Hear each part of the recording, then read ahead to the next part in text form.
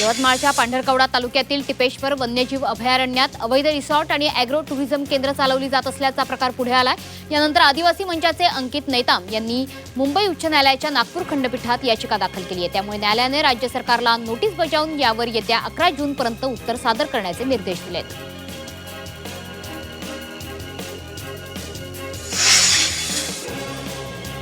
सांगलीतील एका मुलानं 10वीच्या परीक्षेत 35% गुण मिळवत पास झालाय। खानापूर तालुक्यातील कमळापूर येथील सूरज योगेंद्र साळुंके या विद्यार्थ्याने सर्वच विषयात 35 पैकी 35 गुण मिळवले। त्यामुळे त्याच्या यशाची सध्या तालुक्यात चर्चा आहे।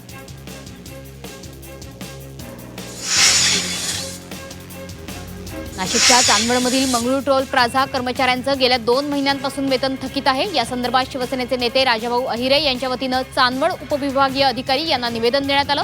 थकीत वेतन लवकर न मिळाल्यास आंदोलन करण्याचा देखील इशारा देण्यात आला।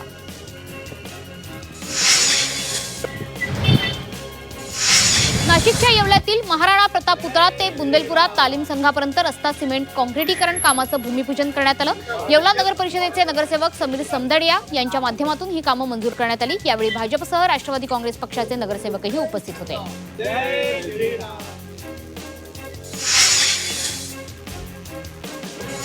नाशिकच्या येवल्यातील पारेगाव रोड परिसरात येवला नगरपालिकेच्या वतीनं भर रस्त्यातच वॉटर बॉल चेंबर तयार करण्यात आलं। या चेंबरवर कोणतेही झाकण नसल्यामुळे अनेक अपघात होत आहेत। त्यामुळे प्रशासनाचं लक्ष वेधण्याकरता येवला नगरपालिकेच्या नगरसेविका शीतल शिंदे यांनी गांधीगिरी पद्धतीने चेंबरला पुष्पहार घालून आंदोलन केलंय।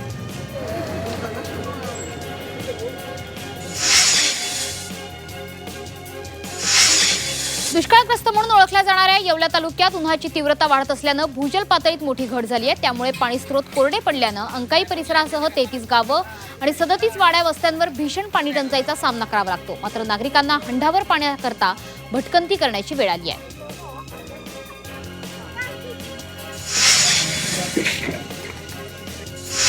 जैवविविधतेसाठी देशभर प्रसिद्ध असलेल्या नांदूर मध्यमेश्वर पक्षी अभयारण्य परिसरातील जलाशयात यंदा निसर्गानं अनोखी उधळण केली आहे। सुमारे 2.5 एकर क्षेत्रफळाच्या बेटावर तब्बल 2 ते 3 हजार सहस्र कमळपुष्प फुललेली आहेत।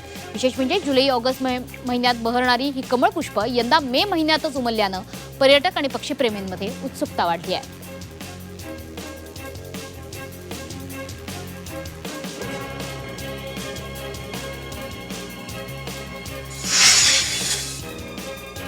नाशिकच्या येवला तालुक्यातील नगरसूल मंडळातील शेतकऱ्यांनी पंतप्रधान फसल विमा योजनेअंतर्गत पीक विमा काढला होता।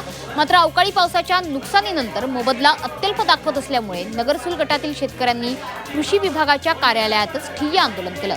यावेळी मोबदला मिळवून देण्याकरता प्रयत्न करू असं आश्वासन शेतकऱ्यांना देण्यात आलं।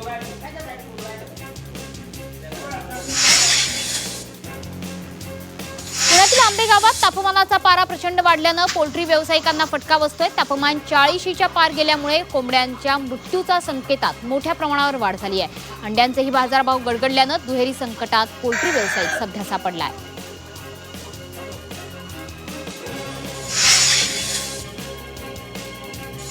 रत्नागिरीमधील लांजामध्ये अवकाळी पावसाचा तडाखा बसलाय। या पावसामुळे लांजा येथील झापडे गावातील शेतकऱ्यांचं मोठ्या प्रमाणावर नुकसान झालंय।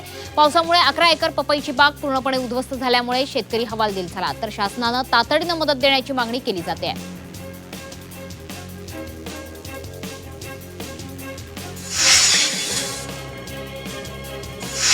रत्नागिरीत अवकाळी पावसानं हाहाकार केलाय। सलग 3ऱ्या दिवशी वादळी पाऊस सुरू आहे। या पावसामुळे संगमेश्वर, मंडणगड, दापोलीत घरांचं नुकसान झालंय। तसंच काजू, पपई, आंबा बागांचंही नुकसान झालंय। वादळामुळे विद्युत खांब आणि तारांवरही झाडं पडली आहेत।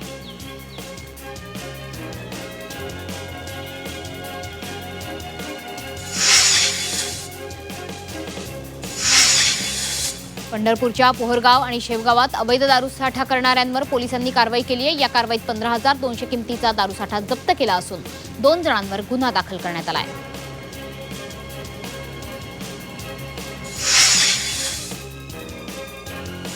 लातूरच्या मोरवडमध्ये प्रेम प्रकरणाच्या वादातून तरुणानं आत्महत्या केली आहे। इंस्टाग्रामवरील धमक्या आणि मानसिक त्रासाला कंटाळून तरुणानं टोकाचं पाऊल उचललंय। सुसाईड नोटमध्ये मानसिक छळाचा उल्लेख केलाय। या प्रकरणी रेणापूर पोलीस ठाण्यात 7 जणांविरोधात गुन्हा दाखल झालाय।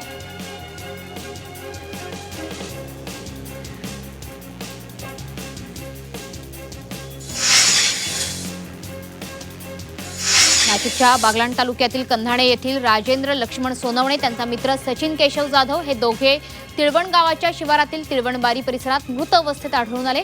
मोटरसायकल आणि दोघांचे मृतदेह रस्त्यालगत पडलेल्या अवस्थेत आढळून आले.